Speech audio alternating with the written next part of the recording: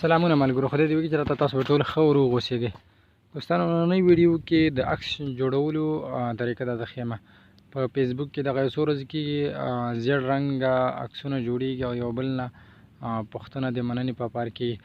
نو اکثره یو بل نه پوښتنه کوي چې ما دا عکس ډیزاین کړه.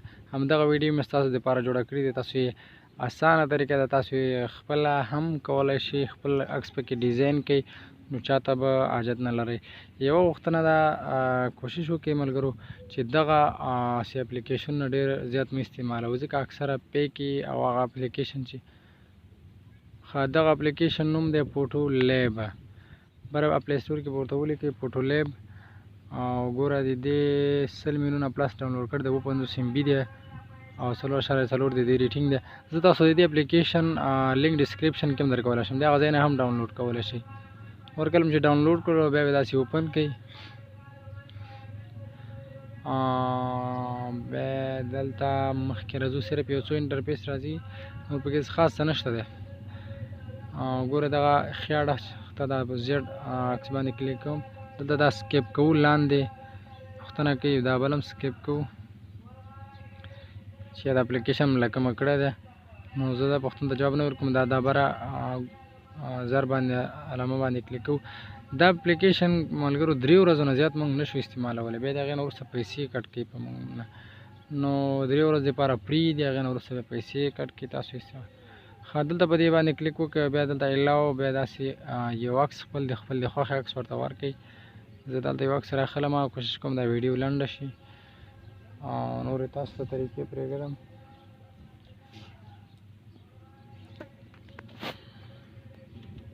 نو دلته یو عکس راخلم،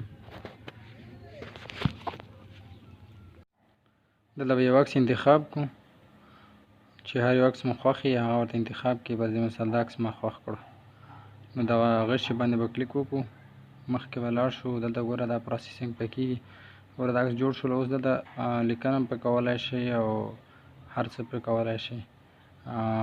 زه ګوره دا بره کلیک چې وکړئ، دلته دا سټایل بدلیږي او هر یو چې خوښ وي هغه ورته انتخاب کړي.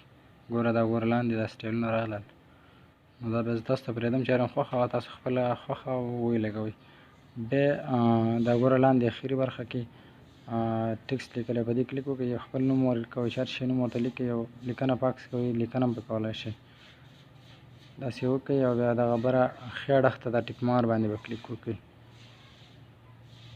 د دې دا سایز هم داسې زیاتولی کمولی شو، چې هر ځای کې لګولی شئ. داسې لږ وړوکی کړم. سیب کولو دپاره دغه 3 نقطو باندې کلیک کوو د ښي اړخ ته، نو دا به زمونږ ګیلري ته سیب شي. دا د عکس جوړ شو.